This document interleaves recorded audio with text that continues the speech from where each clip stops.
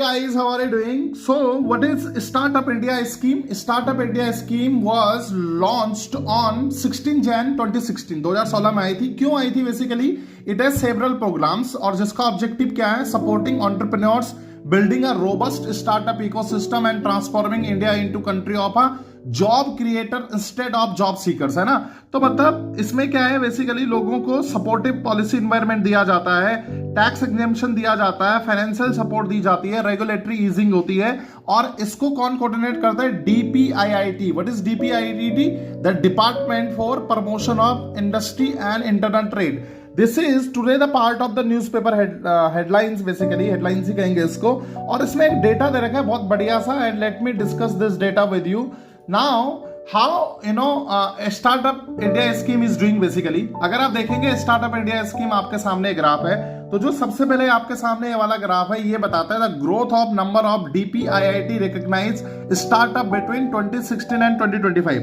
देखो मैं आपको बता देता हूं, DPIIT से रिकॉग्निशन से ये फायदा है कि गवर्नमेंट के कुछ आपको बेनिफिट्स मिलेंगे, but it is not necessary, है ना.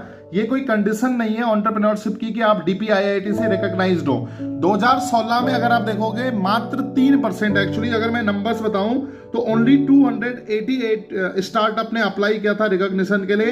एंड नाउ इट हैज ये जो 3% से इंक्रीज होते होते कहां पर पहुंच गया? 77% पहुंच गया 2025 में. नंबर 2 इंटरेस्टिंग, जो नंबर 2 इसकी कैरेक्टरिस्टिक है, मतलब कैसे सर्ज हो रहा है स्टार्टअप इंडिया स्कीम का फायदा.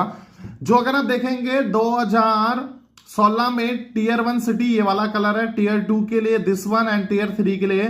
टीयर 1 सिटीज में 6900 मतलब थे स्टार्टअप्स थे.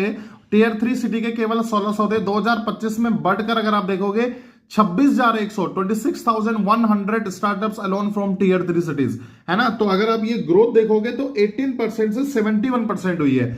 ये शुरू में 18% है, now this is 71%, you know. तो एंटरप्रेन्योर्स जो स्टार्टअप है वो टीयर 3 सिटी में क्या हो गए? बढ़ गए. आप देखोगे विमेन पार्टिसिपेशन, ये एज है basically, this colour, you know, this blue colour is for male. 30 से पहले 35% मेल क्या कर रहे हैं? एंटरप्रेन्योरशिप में आ रहे हैं. 24% फीमेल्स.